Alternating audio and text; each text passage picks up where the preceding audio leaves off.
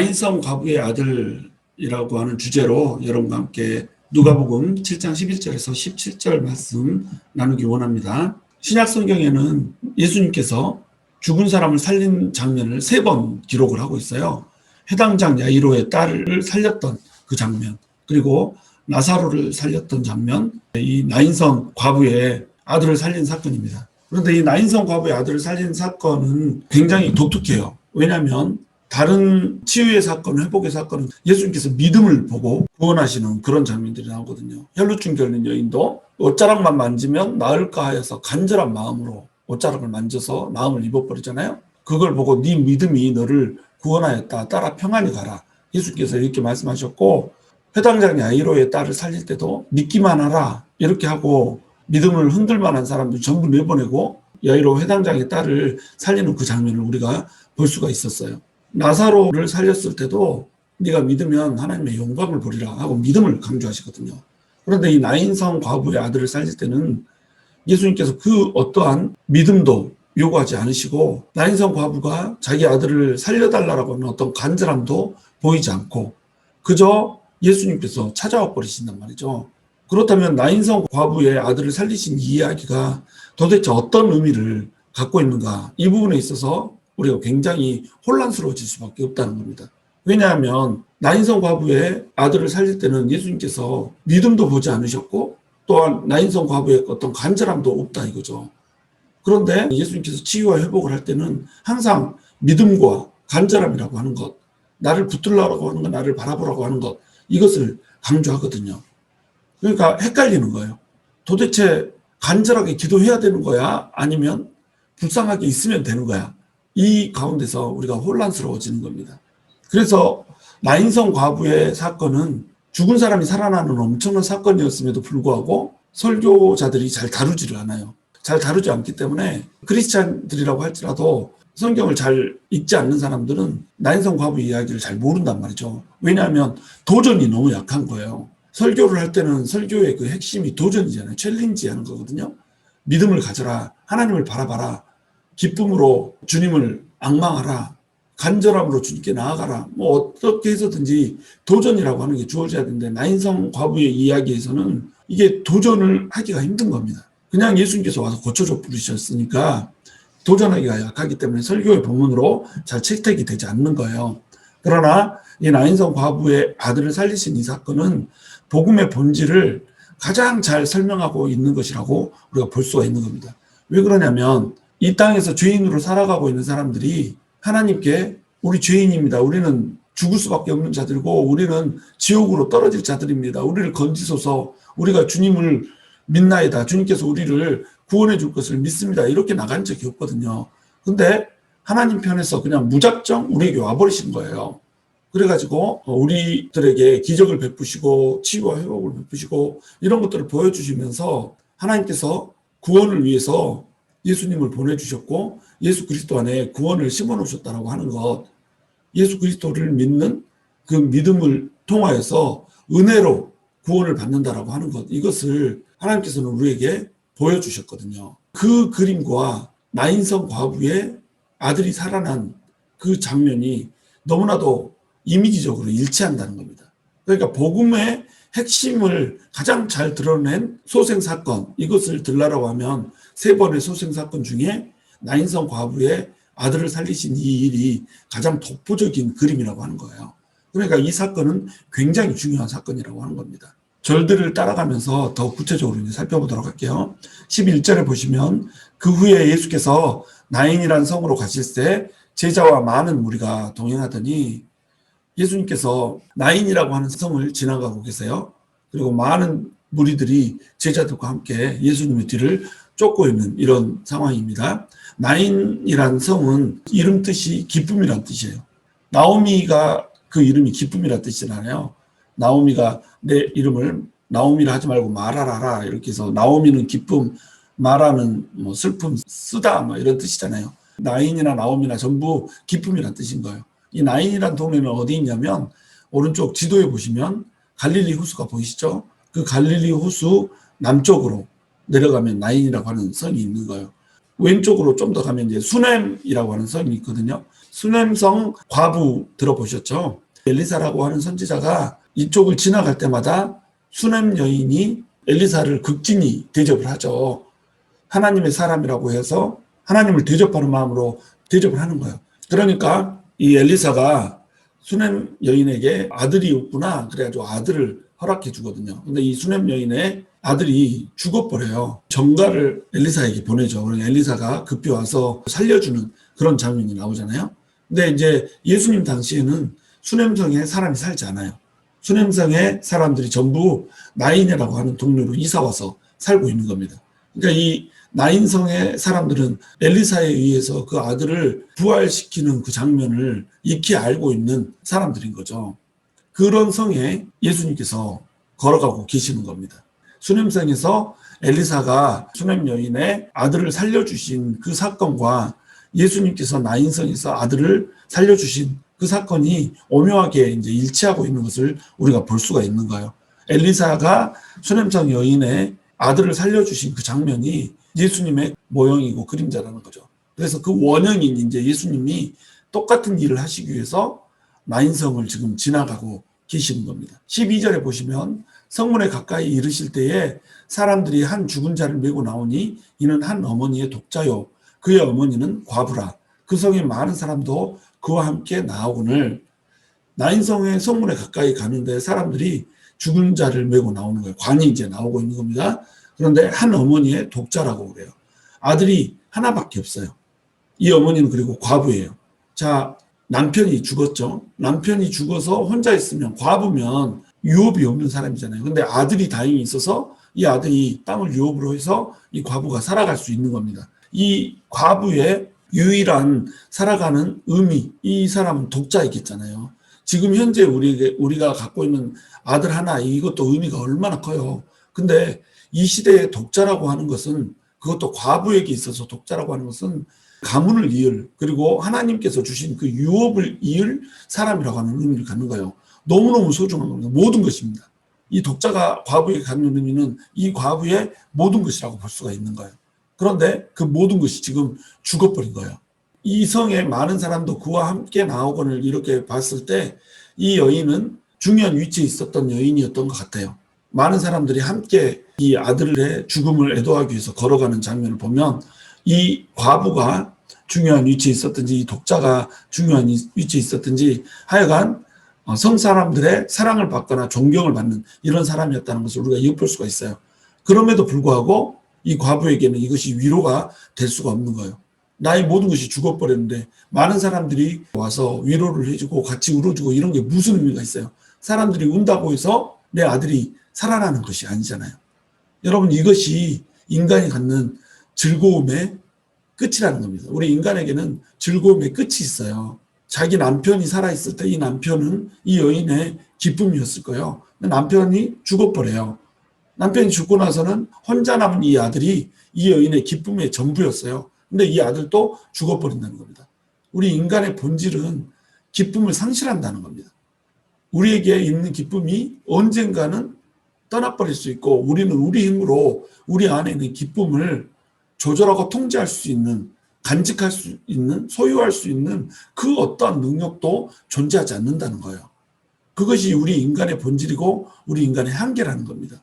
그러니까 우리 인간에게는 뭐가 필요하다는 거예요? 바로 하나님이 필요하다는 거예요. 지금 이 나인성 과부는 정확히 인류를 그려내고 있는 겁니다. 인류에게 우리가 누릴 수 있는 모든 기쁨들이 있지만 그 기쁨들이라고 하는 것은 시간이 정해져 있다는 거죠. 언젠가 끝나버린다는 거죠. 그리고 그것을 우리는 간직할 수 없고 소유할 수 없다는 겁니다. 그것이 인간이라는 거예요. 나인성 과부의 이야기는 하나님께서 일부러 은혜라고 하는 그림을 그려넣기 위해서 설정해 놓은 이미지라고 우리가 볼 수가 있는 거예요. 여러분, 나인성 과부라고 하는 그 여인, 아들이 죽은 상태에서 예수님이 지나가는데 예수님이 누군지도 모르고 있는 이 상태의 이야기를 하나님께서 왜 기록을 굳이 해놓으셨을까요? 이거는 우리에게 은혜의 이미지를 그려주기 위해서 삽입을 해놓은 거라는 겁니다.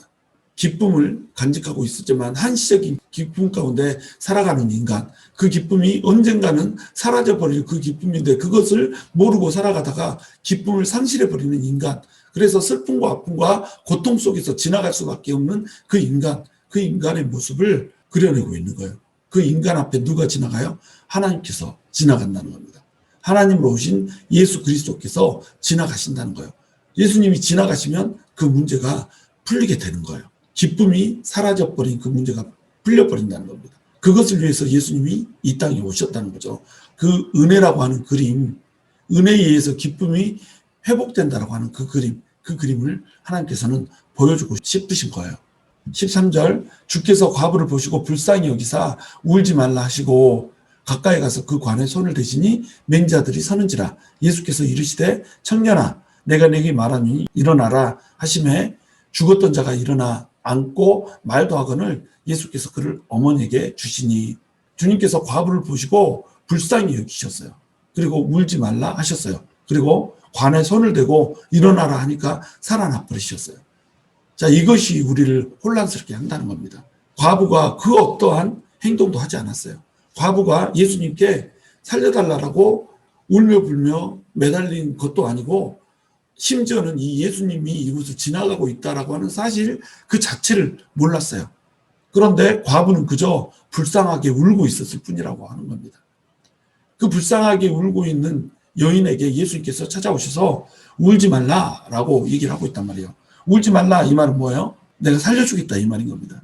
여러분, 아들이 죽었는데, 그것도 과부의 아들이 죽었는데 울지 말라 그러면 이거 뺨 맞을 일이죠. 울지 말긴 뭘 울지 마요. 아들이 죽었는데 나의 모든 것이 떠났는데 당연히 울어야죠. 당연히 슬프죠. 울지 말라라고 하는 이 말이 위로가 되겠어요? 화가 나는 말이죠. 근데 예수님께서는 울지 말라라고 얘기를 하시거든요. 왜 울지 말라 하세요? 살려줄 거니까. 기쁨이 회복될 거니까. 상실돼 버린 모든 희락이 다시 되살아날 것이니까 울지 말라라고 얘기를 해주고 계신다는 겁니다. 예수님께서는 우리에게도 찾아오셔서 울지 말라 말씀하세요. 주님이 우리 가운데 역사하실 거라고 하는 그 믿음조차도 갖지 못한 채 그저 좌절에 빠져서 낭망에 빠져서 시리에 빠져서 울고불고 할 때가 있잖아요. 예수님께서 역사하실 거라고 하는 것을 한 번도 체험한 적이 없어요. 경험한 적이 없어요. 체험했어도 그 체험에 대해서 상실하고 잊어버렸어요. 그래서 지금 이 상황은 도무지 예수님이 뭔가를 해줄 것 같지 않아요. 그래서 징징 짜고 울고 불고 하고 있을 때가 너무도 많단 말이죠. 그런데 이때 예수님께서는 우리를 불쌍히 계셔서 우리에게 찾아오신단 말이죠. 그저 우리를 불쌍히 여기시기 때문에 우리에게 찾아오신단 말이에요. 그리고 말씀하세요. 울지 말라. 울지 말라. 내가 기쁨을 회복시켜 줄게. 내가 살려줄게. 그리고 나서 예수님께서 이제 관에 손을 대는 겁니다. 여러분, 이 관에 손을 댄다라고 하는 것, 이것은 혁명적인 사건이었어요. 현대의 개념으로 성경을 보면 안 돼요. 이때 당시에 이 관이라고 하는 것, 이것은 시체가 들어있는 거잖아요. 시체가 들어있는 것이기 때문에 이것을 손을 대는 순간에 손댄 사람이 부정해지는 겁니다. 시체는 부정한 것으로 여겨졌고, 부정한 것에 손을 대면 손을 댄 사람도 부정하다라고 여겨지는 것이 이때 당시에 율법적인 관점이었다는 거죠. 근데 예수님이 가셔서 관에다 손을 대세요. 예수님께서 말씀하십니다. 청년아, 내가 네게 말하노니 일어나라. 그랬더니 죽었던 자가 일어나서 앉고 말도 하는 겁니다. 자, 부정한 자에게 손을 대는데 부정해진 것이 아니라 살아나 버리잖아요. 생명이 생겨버리잖아요. 죽은 것은 부정한데 생명이 생겨났으니까 이제 부정해요, 안 부정해요? 부정하지 않죠. 부정한 것에 예수님께서 손을 대니까 부정한 것이 사라지고 부정하지 않은 것, 정결한 것으로 돼버린다는 거예요. 이것 또한 예수님께서 그려내고자 하는 복음의 메시지라는 거죠. 우리는 부정한 자들이에요. 더러운 자들이에요. 율법에는 부정한 자에게 손을 대면 그 사람도 부정해져요. 근데 예수님은 하나님이시잖아요. 하나님은 부정을 정결로 바꾸실 수 있는 능력이 있으세요. 그래서 하나님이신 예수님이 우리 인생 가운데 들어오셔서 부정한 우리, 죄로 얼룩진 우리에게 손을 대시는 거예요. 십자가 위에 흘리신 그 피로 적셔진 손을 우리에게 대시는 거죠. 손을 대는 순간에 우리가 어떻게 돼요? 정결해져 버린다는 겁니다. 정결한 자는 하나님 앞에 설 수 있잖아요. 부정한 자는 하나님 앞에 설 수 없어서 지옥불로 떨어져야 되지만 정결한 자는 하나님 앞에 설 수 있기 때문에 하나님과 함께 천국의 유업을 누릴 수가 있게 되는 겁니다. 바로 이 청년도 죽어버린 자였어요. 부정한 자였어요.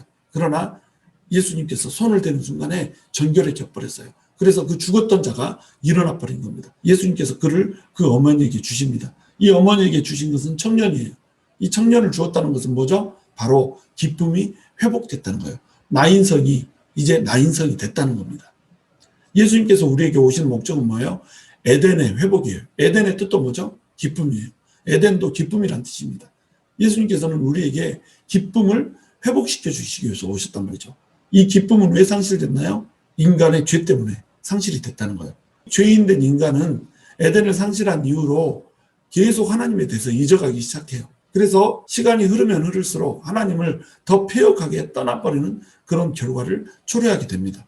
하나님을 떠난 인간에게 오는 것은 기쁨의 상실이에요. 근데 이 기쁨을 다시 회복시켜 주시기 위해서 예수님께서 이 땅에 오셨다는 겁니다. 에덴을 회복시켜 주기 위해서 이 땅에 오셨다는 거죠. 에덴도 기쁨이란 뜻이고 나인도 기쁨이란 뜻이라고 그랬죠. 그러니까 나인성 과부의 마지막 소망이요 기쁨이었던 이 청년을 살려주시고 청년을 어머니에게 주셨을 뿐만 아니라 기쁨을 어머니에게 안겨주는 이 그림은 에덴을 회복시켜 주시기 위해서 오신 예수 그리스도라고 하는 것을 극적으로 부각시키고 있다는 겁니다.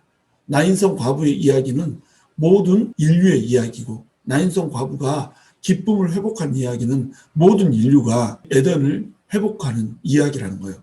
그러니까 이 나인성 과부의 이야기는 나인성 과부 한 사람의 이야기가 아니라 저를 포함한 여러분과 모든 인류의 이야기라는 겁니다. 예수님께서 우리 인생사에 들어오셨기에 우리에게 상실된 기쁨이 회복된다는 거예요. 그 안에 우리가 한 일이 있습니까? 아무것도 한 것이 없다는 겁니다. 16절 모든 사람이 두려워하며 하나님께 영광을 돌려 이르되 큰 선지자가 우리 가운데 일어나셨다 하고 또 하나님께서 자기 백성을 돌보셨다 하더라. 여기에 이제 이 이야기의 주제가 나오는 겁니다. 하나님께서 자기 백성을 돌보셨다. 그리고 백성들이 두려워하며 하나님께 영광을 돌린다. 우리는 하나님의 영광을 위해서 창조되었잖아요. 그런데 예수님께서 오셔서 우리에게 기쁨을 회복하는 순간에 우리가 하나님을 영광스럽게 영광 돌리더라는 겁니다. 그리고 예수 그리스도가 인생에 들어오셔서 우리 가운데 임마누엘로 계시는 그 순간에 우리는 하나님께서 우리 인류를 돌보고 계신다라고 하는 것을 알게 되는 거예요. 이것이 하나님께서 우리에게 복음을 주신 이유고 우리에게 은혜를 주신 이유라는 겁니다. 하나님께서는 우리에게 은혜를 주세요. 여기에 인간의 그 어떠한 공로도 없어요. 오직 은혜로 구원을 받는 겁니다. 여러분 우리는 믿음으로 구원받는 것이 아니라 은혜로 구원받는 거예요.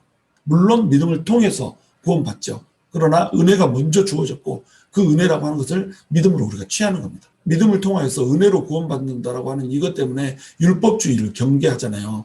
율법적인 행위로 구원을 받는 것이 아니라 하나님의 은혜로 구원을 받는다. 이렇게 얘기를 한단 말이죠. 그러면서 우리는 율법주의에서 벗어났다라고 생각해요. 근데 우리 안에 율법주의 말고 공로주의라고 하는 것이 우리 내면을 장악을 해버리는 겁니다. 우리가 뭔가를 했기 때문에, 우리가 기도했으니까, 우리가 믿음이 좋으니까, 우리가 성경을 읽었으니까, 우리가 찬양을 듣고 있었으니까 하나님께서 나랑 함께 하실 것이다. 하나님께서 나를 돌볼 것이다. 이렇게 생각하는 것이 공로주의거든요. 근데 오늘 본문은 그 공로주의를 정확히 깨트려 버린단 말이에요. 모든 기쁨의 회복은 바로 은혜로부터 온다라고 하는 것. 하나님께서 그저 우리를 불쌍히 여기시기 때문에 우리에게 헤세드를 부어주셔서 자비와 인애와 사랑을 부어주셔서 은혜를 부어주셔서 우리의 기쁨이 회복된다라고 하는 것. 우리에게는 그 어떠한 공로도 없고 그저 주님께서 불쌍히 여기셨기 때문에 우리에게 하나님께서 그 은혜를 베풀어 주셨다라고 하는 것. 이것을 나인성 과부의 이야기를 통해서 예수님께서는 보여주고자 하시는 겁니다. 자, 그렇다면 우리에게 공로라고 하는 것이 필요 없을까요? 우리에게 믿음이라고 하는 것, 간절함이라고 하는 것이 필요 없을까요? 그렇지 않죠. 예수님께서 지금 이 일을 베풀어 주신 이유는 뭐예요? 이 나인성 과부가 붙들어야 될 대상조차도 모르고 있다는 겁니다. 지금 예수님이 그 앞을 지나가고 있는 그 사실조차도 모른 채 그저 슬픔에 겨워서 울고 있다는 거예요. 그렇기 때문에 예수님께서 찾아오셨죠.